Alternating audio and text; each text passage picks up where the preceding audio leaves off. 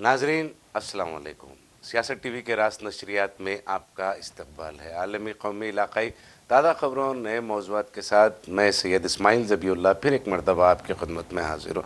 नाजरीन, शुरुआत करते हैं मगरबी बंगाल से। मगरबी बंगाल में 29 अप्रैल को दूसरे मरहले की रायदही मुकर्रर है। वहाँ पर बड़े पैमाने पर इंतखाबी सरगर्मियाँ चल रही थी। पिछले 48 घंटे, आने वाले 48 घंटे तक इम्तनाई अहकामात इलेक्शन कमीशन की जानिब से जारी कर दिए गए हैं। मगर एक अहम मसला मगरबी बंगाल का ये है कि वहाँ पर जो दूसरे रियासतों के जहाँ पर बीजेपी बरसरे इक़्तिदार है, उन रियासतों के IPS अहदेदारों को निगरान कार के तौर पर वहाँ पर मगरबी बंगाल के हसास असम्बली हल्क़ेजात, बिलखुसूस वो असम्बली हल्क़ेजात जहाँ पर मुसलमानों की अक्सरियत है, वहाँ पर मुतय्यन किया गया है। और वो अहदेदार जो है, खा वो उत्तर प्रदेश के हो, मध्य प्रदेश के हो, गुजरात के हो या राजस्थान के हो, जहाँ पर उत्तर प्रदेश जहाँ पर बीजेपी बरसरे इक़्तिदार है, वहाँ के IPS अहदेदार जिन्होंने बहुत ही सख्ती के साथ, बहुत ही बेरहमी के साथ मुसलमानों के साथ सलूक किया है उन रियासतों में, वैसे अहलकारों को मुतय्यन किया गया है। और एक वीडियो सोशल मीडिया पर मुसलसिल वायरल हो रहा है पिछले 2 दिन से, यूपी के IPS अहदेदार अजय पाल शर्मा का। ये वही अजय पाल शर्मा हैं जो मुतनाज़ा IPS ऑफिसर है उत्तर प्रदेश के, जिन्होंने बहुत ही सख्ती के साथ जो है गुंडागर्दी से निमटने के नाम पर मुसलमानों को हिरासां वो परेशान किया है। फ़िलहाल IPS अजय पाल शर्मा जो है वो मगरबी बंगाल के कसम्बली हलक़े में वहाँ पर फाल्टा में जो है वहाँ पर मुतय्यन है और दूसरे इलाक़ों की भी उनकी ज़िम्मेदारी है। मगर फाल्टा में एक वीडियो बहुत तेज़ी के साथ वायरल हो रहा है, जिसमें अजय पाल शर्मा जो है वो कह रहे हैं कि किसी भी किस्म की खुराफात बर्दाश्त नहीं करेंगे। और वहाँ के कमाल की बात यह है कि वो वहाँ के जो उम्मीदवार हैं TMC के, उनका नाम लेकर कह रहे हैं कि हालांकि देखिए, फाल्टा से बहुत सारी शिकायतें इलेक्शन कमीशन को मौसूल हुई हैं। ये कहा जा रहा है कि वहाँ पर लोगों को परेशान किया जा रहा है, जो अपना इजारादारी बताने की कोशिशें की जा रही हैं। इस तरीके की शिकायतें इलेक्शन कमीशन को मौसूल भी हुई हैं। उसके बावजूद भी अगर ऑन कैमरा अजय पाल शर्मा ये कह रहे हैं कि यहाँ के प्रत्याशी यानी उम्मीदवार जो हैं वो उम्मीदवार जहांगीर हैं, जहांगीर के घर वाले भी मेरी बात सुन रहे हैं, अगर किसी भी किस्म के खुराफात करते हैं तो फिर बाद में पछताएंगे, बाद में अगर रोते बैठेंगे तो कुछ नहीं होगा। इस तरीके की बात अजय पाल शर्मा ऑन कैमरा करते हुए दिखाई दे रहे हैं। यानी मुनज़्ज़म तरीक़े से उन हलक़ों में जहाँ पर मुसलमानों की अक्सरियत है, मुसलमानों की आबादी वहाँ पर ज़्यादा है, वोटों का तनासुब मुसलमानों का ज़्यादा है, उन हलक़ों में अजय पाल शर्मा जैसे अहदेदारों को, IPS ऑफिसरों को निगरानकार के तौर पर मुतय्यन किया गया है, ताकि खौफ और हिरासानी का माहौल पैदा किया जा सके, ताकि वो जो राय दहिंदे हैं, जो यकीन है कि वो अपने घरों से जब निकलेंगे तो निकलकर बीजेपी को नहीं बल्कि TMC को वोट डालेंगे, तो उन हलक़ों में इस तरीक़े के अहदेदारों के ज़रिए से जो है हालात को सख्त करने की कोशिशें की जा रही है। 24 घंटे का वक्त है, 24 घंटे से भी कम वक्त है। आखिरी मरहले की रायदही 29 अप्रैल को सुबह तकरीबन 7 बजे से, कल यानी 29 अप्रैल को 7 बजे से शुरू हो जाएगी मगरबी बंगाल में, और ये इंतखाबी दौर ख़त्म हो जाएगा। हमने देखा कि पिछले 1 महीने से जो सिलसिला चल रहा है मगरबी बंगाल में इंतखाबी सरगर्मियों का और इंतखाबी मुहिम का, जिस तरीके से रोड शोज़ किए जा रहे हैं, जिस तरीके से इस्तेमाल किया जा रहा है, अपोजिशन के इल्ज़ाम के मुताबिक सरकारी एजेंसियों को इस्तेमाल किया जा रहा है, पुलिस की भारी जमीयत मुतय्यन कर दी गई है। पुलिस को 2.5 लाख से ज़्यादा अहलकार जो है CRPF CISF के जो है वहाँ पर मुतय्यन किए गए हैं। बड़े पैमाने पर देखिए, जितनी सख्ती की गई, जितना सर्वेलांस बढ़ाया गया, जितनी सिक्योरिटी बढ़ाई गई, उतना पोल परसेंटेज में तेज़ी के साथ इजाफा हुआ और 92% रिकॉर्ड पहले मरहले की जो रायदही है मगरिबी बंगाल की रिकॉर्ड रायदही 92% की रायदही रही, और फिर अब दूसरे मरहले की रायदही होगी 29 की शाम तक। कितने फीसद रायदही हुई है उसका भी खुलासा हो जाएगा। मगर यहाँ पर अहम बात यह है कि जितना डराने की कोशिश की जा रही है, जितना दबाव बढ़ाने की कोशिश की जा रही है, उतना बंगाल की आवाम निकलकर सामने आ रही है। 4 तारीख को जो भी नताइज, मई 4 को जो भी नताइज मगरिबी बंगाल के आएंगे आएंगे, मगर जिस तरीके से माहौल बनाया जा रहा है, जिस तरीके से हालात बनाए जा रहे हैं, जिस तरीके से घेरा तंग करने की कोशिश की जा रही है टीएमसी की, वो तमाम कोशिशें नाकाम होती दिखाई दे रही हैं। अब तक जो ओपिनियन पोल आए हैं गैर मुसद्दिक़ा ज़रायों से, तो उन ज़रायों में तो बड़े पैमाने पर टीएमसी को जीत बताई जा रही है। देखेंगे तो कल शाम से ओपिनियन पोल का सिलसिला भी चालू हो जाएगा, और हम मुसलसिल देख रहे हैं, हमारी नज़र मगरिबी बंगाल के इंतखाबात पर है। मगरिबी बंगाल का इलेक्शन जो है अब उसकी सारा हिंदुस्तान नहीं बल्कि सारी दुनिया की नज़रें उस पर टिकी हुई है। उसकी एक अहम वजह यह है कि एक तरफ तृणमूल कांग्रेस की ममता बनर्जी है, सफ़ेद साड़ी और सफ़ेद चप्पल, बाटा की चप्पल पहनकर 70 साल खातून जो है पूरे बंगाल में तृणमूल कांग्रेस की इंतखाबी मुहिम को संभाले हुए है। वैसे दूसरे और भी बड़े चेहरे हैं तृणमूल कांग्रेस में, जैसा अभिषेक बनर्जी का चेहरा है, वो भी एक नौजवानों का एक बहुत ही अहम चेहरा नौजवानों का माना जाता है। जो पर्ल हार्बर उनका हल्के पार्लियामेंट है, वहाँ पर उन्होंने 5 लाख से ज़ायद लोगों को अब तक मुफ्त इलाज की सहूलतें फराहम करने का काम किया है। दूसरा सयानी घोष है। सयानी घोष तृणमूल कांग्रेस युवा मोर्चा की स्टेट प्रेसिडेंट भी हैं और रुकने पार्लियामेंट भी हैं, सयानी घोष हैं। और ऐसे बहुत सारे नाम हैं, महबूबा मोइत्रा हैं, डेरिक ओबेरन है, ये बड़े नाम हैं तृणमूल कांग्रेस के। मगर सबसे बड़ा चेहरा तृणमूल कांग्रेस ने पूरी इलेक्शन जो है वो सिर्फ और सिर्फ ममता बनर्जी के चेहरे पर इलेक्शन लड़ा है मगरिबी बंगाल में। अब तक की जो इंतखाबी मुहिम तृणमूल कांग्रेस की रही वो सिर्फ और सिर्फ ममता बनर्जी के चेहरे पर रही है। जबकि अगर आप हम मद्दे मुकाबिल बीजेपी को देखें तो तमाम रियासतों के चीफ मिनिस्टरान मगरिबी बंगाल में उतरे हुए हैं, ख़ास तौर पर योगी आदित्यनाथ। देखिए, हमने देखा है कि उत्तर प्रदेश में मगरिबी बंगाली बोलने वाले, मगरिबी बंगाल के बंगाली बोलने वाले लोगों को बांग्लादेशी कहकर ज़दोकोब किया गया, और उत्तर प्रदेश के चीफ मिनिस्टर मगरिबी बंगाल में जाते हैं और मगरिबी बंगाल में जाकर वो कहते हैं कि उत्तर प्रदेश सबसे महफूज रियासत है, वहाँ पर तरक्की हो रही है। वहाँ पर देखिए, सबसे अहम बात उन्होंने जो कही है अब तक ज़ोर देकर योगी आदित्यनाथ ने अपनी तकरीरों में जो कही है वो यही कहा है कि अजानें जो हैं वो लाउड स्पीकर पर नहीं होती उत्तर प्रदेश में। अब देखिए, अफसोस की बात है, और फ़ख्र से वो कह रहे हैं, और ये कह रहे हैं कि सड़कों पर अब नमाजें नहीं होती। उत्तर प्रदेश के चीफ मिनिस्टर भी कैंप किए हुए हैं। लेकिन सबसे अहम बात यह है कि वज़ीर दाखिला अमित शाह पिछले तकरीबन 1 माह से मगरिबी बंगाल छोड़कर जाने के लिए तैयार नहीं है। ऐसा लग रहा है कि वो जो है बीजेपी का चीफ मिनिस्टर बनाकर ही मगरिबी बंगाल में दम लेंगे। 29 कल है, और कल के बाद हो सकता है, बहुत मुमकिन है कि वो मगरिबी बंगाल छोड़ देंगे। मगर अभिषेक बनर्जी ने उन्हें चैलेंज किया है। ये अभिषेक बनर्जी नौजवान चेहरा है तृणमूल कांग्रेस का, उन्होंने अमित शाह को चैलेंज किया है कि वो 4 तारीख की रात में 12 बजे के बाद मगरिबी बंगाल में रुक कर बताए। देखिए, ये जिगर की बात है, चैलेंज किया है।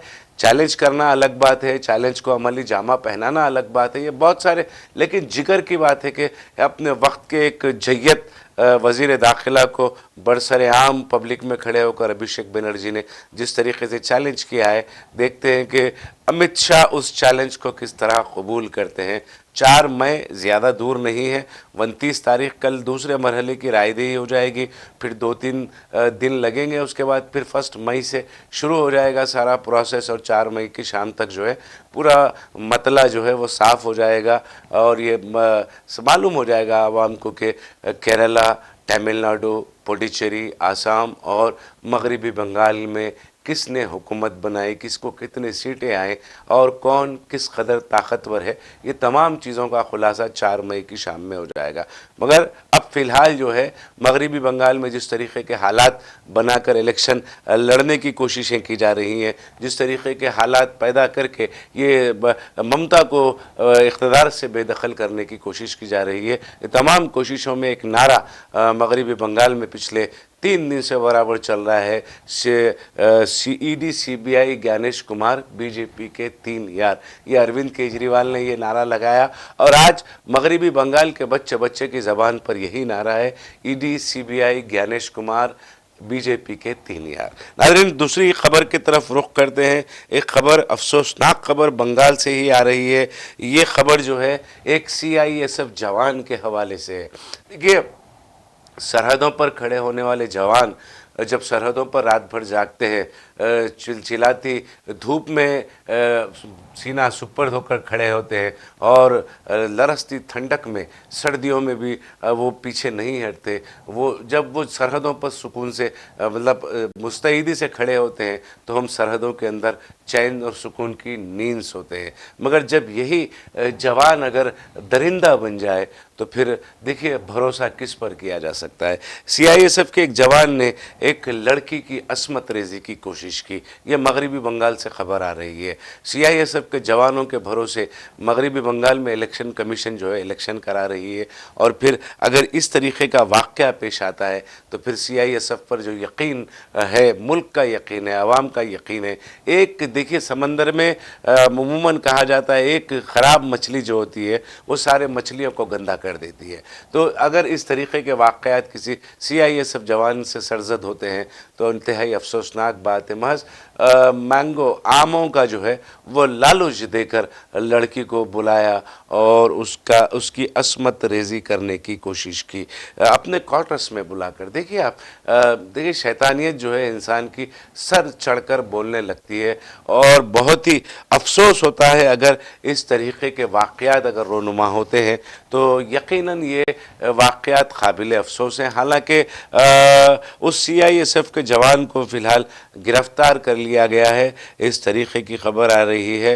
ये जो है बर्दमान, वेस्ट बर्दमान, मगरिबी बंगाल के वेस्ट बर्दमान ज़िले का ये वाक़या है जहाँ पर सीआईएसएफ के जवानों को तैनात किया गया है हालात पर काबू पाने के लिए और पुरअमन इंतखाबात को यकीनी बनाने के लिए। और वहाँ पर एक लड़की के साथ अस्मत रेजी की कोशिश, वो भी कोई और नहीं बल्कि मुअज़्ज़िज़ पेशे फ़ौज से जुड़े एक जवान की जानिब से सरजद होती है। इतनी बड़ी गलती, तो ये निहायत अफसोसनाक है। नाज़रीन, एक खबर उत्तराखंड से आ रही है जहाँ पर उत्तराखंड मदरसा बिल को पेश करने का काम किया गया है।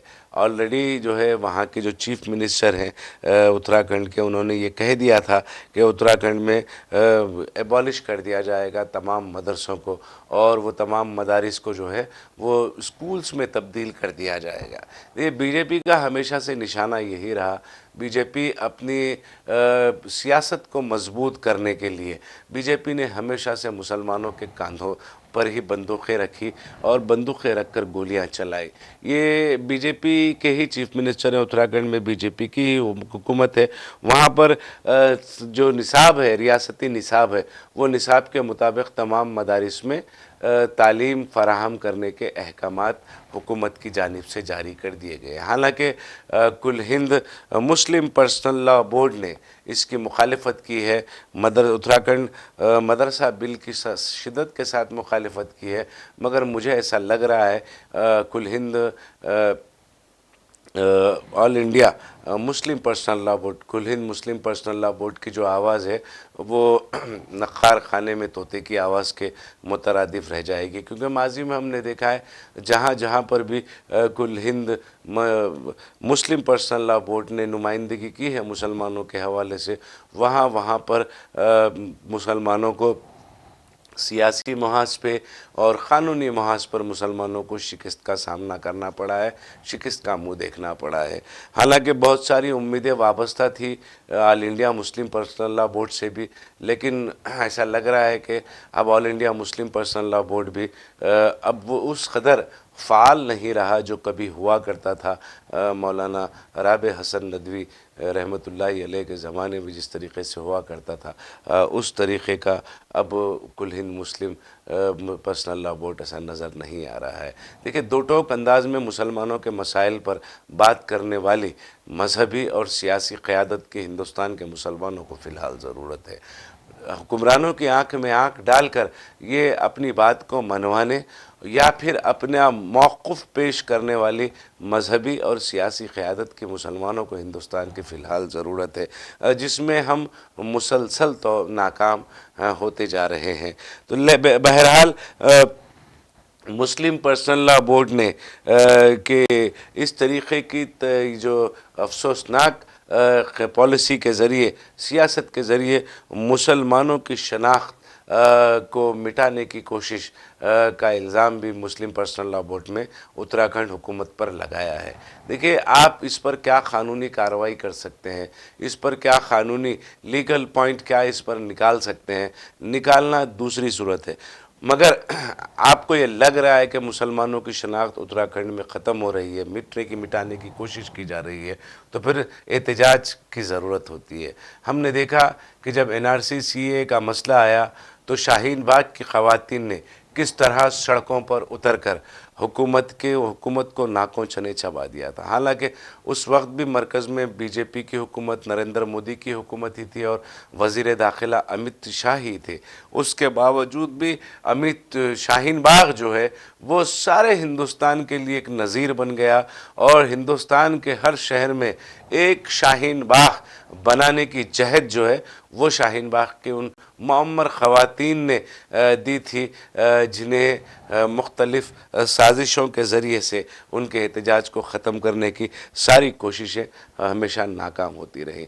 तो आपको सड़कों पे उतरना पड़ेगा। मुस्लिम पर्सनल लॉ बोर्ड अगर के ज़िम्मेदारान एयर कंडीशन कमरों में बैठकर उत्तराखंड मदरसा बिल की मुखालफत करते हैं, उसकी मजम्मत करते हैं, तो फिर ये बिल जो है न सिर्फ मंजूर हो जाएगा बल्कि उस पर उसका निफाज भी अमल में आ जाएगा और मदारिस जो हैं उत्तराखंड से मुकम्मल तौर पर ख़त्म हो जाएंगे।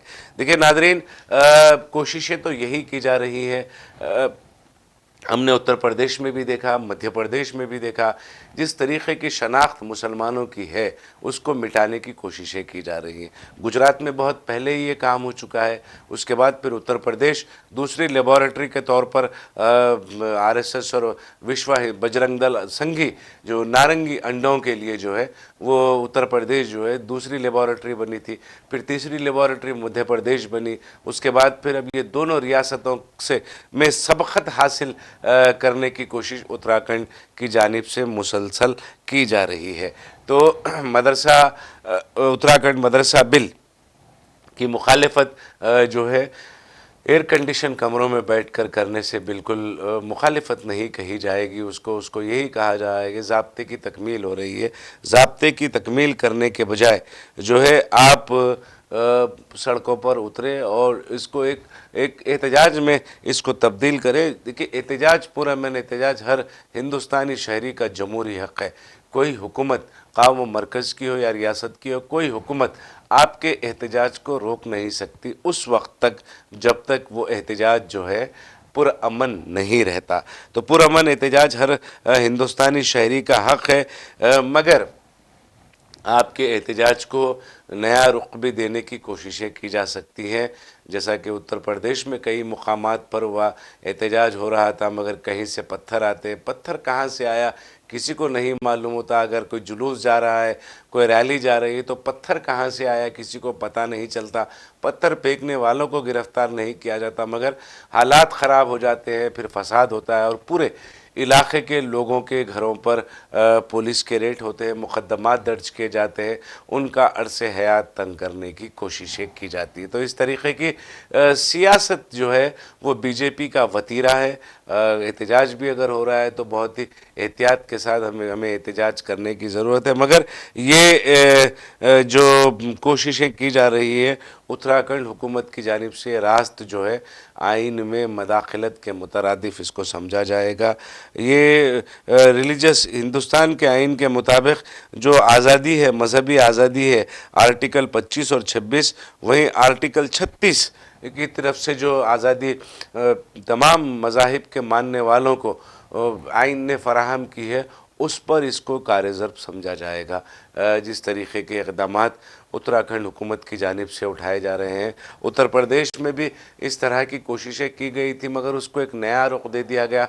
मदारिस तो कायम है, वो मदारिस जो तस्दीक शुदा है, हुकूमत की जानिब से तस्लीम शुदा है, वो मदारिस तो उत्तर प्रदेश में कायम है, मगर वहाँ पर जो असरी निसाब है, वो असरी निसाब को भी उसमें शामिल कर दिया गया है। तो ये ठीक बेहतर बात है, जब दीनी तालीम के साथ साथ असरी तालीम भी अगर नौनिहालों को मिल रही है सरकारी सतह पर, तो ये एक अच्छा इक़दाम इसको हम समझ सकते हैं।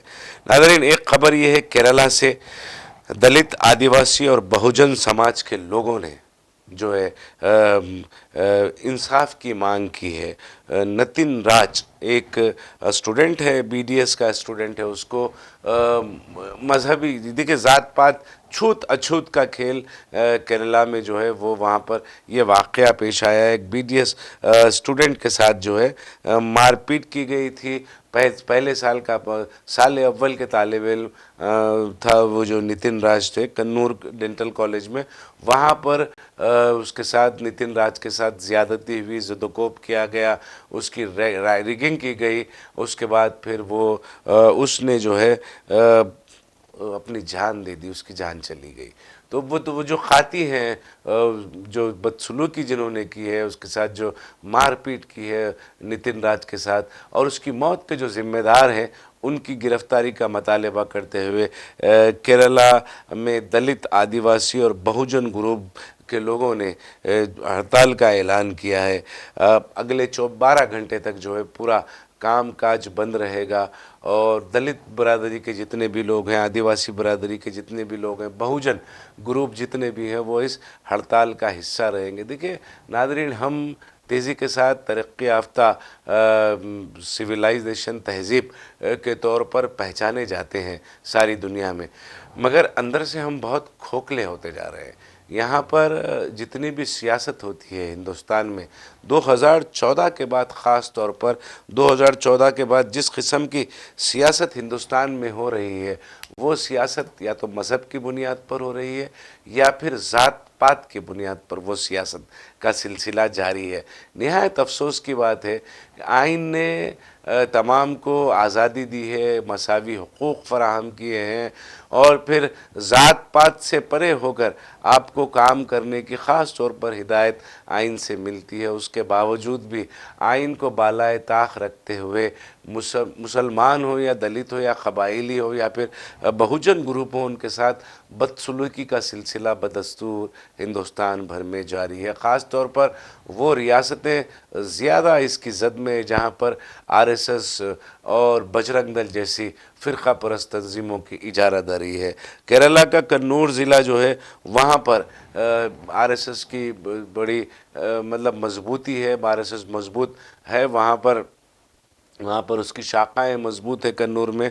और इस तरीक़े के आए दिन वाक़या जो है कन्नूर से निकल कर आवाम के सामने आते हैं, जो अफसोसनाक बात है। जब फिर कह रहा हूँ मैं, अगर आपको ज़ात पात की बुनियाद से उठकर, देखिए आपको, मैं कहूँगा यहाँ पर कि एक ही सफ़ में खड़े हो गए। अल्लामा इकबाल का वो शेर जो इस्लाम की नुमाइंदगी करता है, दीन इस्लाम की नुमाइंदगी करता है, एक ही सफ़ में खड़े हो गए महमूद अयास, ना कोई बंदा रहा ना कोई बंदा नवाज।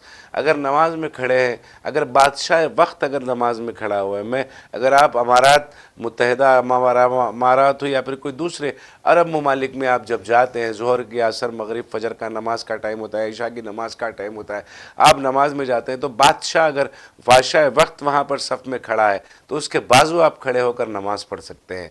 तो ये दीन इस्लाम ने आपको ये दिया है, ये तालीम दी है।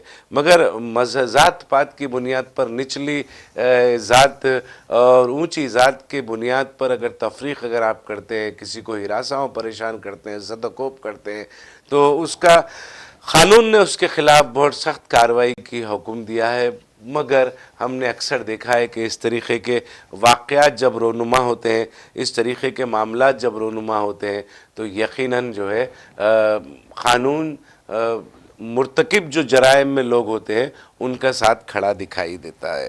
नाज़रीन, एक खबर ये आ रही है कि अगले 4 दिनों तक हैदराबाद में जो है मतला अबर आलूद रहेगा, घन गरज के साथ हवाएं तेज़ चलेंगी और जो है इस खुसूस में आईएमडी ने एक येलो अलर्ट भी जारी किया है। तो इस तमाम जानकारी के मुताबिक आप अगले 4 दिनों के अपने प्रोग्राम बनाएं। यहाँ पर गर्मी भी हो रही है, ह्यूमिडिटी भी बढ़ी हुई है, मौसम कभी कभी ठंडा भी हो जाता है, मगर बादल जब छा जाते हैं शहर पर, बारिश नहीं होती, तो ह्यूमिडिटी में और इजाफा हो जाता है। इस तरीके की सूरत हाल एक मई तक रहने की तवक्को की। नादरीन, एक और ख़बर ये आ रही है कि हिंद दोनों रियासतों, जुनूबी हिंद की दोनों तेलुगु रियासतों तेलंगाना और आंध्रा में पेट्रोल का शॉर्टेज है। हम पिछले 2 दिनों से मुसलसिल देख रहे हैं कि हैदराबाद में बड़े पैमाने पर जो है कतारें खड़ी हुई हैं पेट्रोल पंप्स के बाहर। जो पेट्रोल पंप्स खुले हैं उनके बाहर बड़ी तवील कतारें खड़ी हैं और ऑटोज़ भी हैं, उसमें 2 व्हीलर गाड़ियां भी हैं, 4 व्हीलर गाड़ियां भी हैं और कतारें में खड़ी है, घंटों लग रहे हैं। ख़ास तौर पर सुबह के अव्वलीन सातों में जिन्हें दफ्तरों को जाना होता है, अपने बच्चों को स्कूल को छोड़ने जाना होता है या फिर कुछ ज़रूरी काम से अपने शख्सी कामों को तकमील करने के लिए जाना होता है, वो घंटों तवील क़तार में खड़े होने पर मजबूर हो गए। दोनों रियासतों तेलंगाना और आंध्र प्रदेश में जो है पेट्रोल और डीजल का शॉर्टेज बताया जा रहा है। कई पेट्रोल पंप्स शहर के ऐसे हैं जहां पर नो स्टॉक का बोर्ड लगा दिया गया है, पेट्रोल पंप्स की हिसारबंदी कर दी गई है और जो खुले हैं वहां पर लोगों को काफ़ी, न सिर्फ अमले को बल्कि जो लोग पेट्रोल भराने के लिए आ रहे हैं उन्हें भी काफ़ी मुश्किलात का सामना करना पड़ा है। नादरीन, तो अब हमें इशारा मिल गया अपनी बात को ख़त्म करने का। आप सियासत टीवी के दीगर प्रोग्रामों से जुड़े रहें। हमारा ये प्रोग्राम आपको कैसा लगा आप ज़रूर अपनी राय कमेंट बॉक्स में अरसाल करें और सियासत टीवी की सारी टीम को अब दें इजाज़त। खुदा हाफिज़।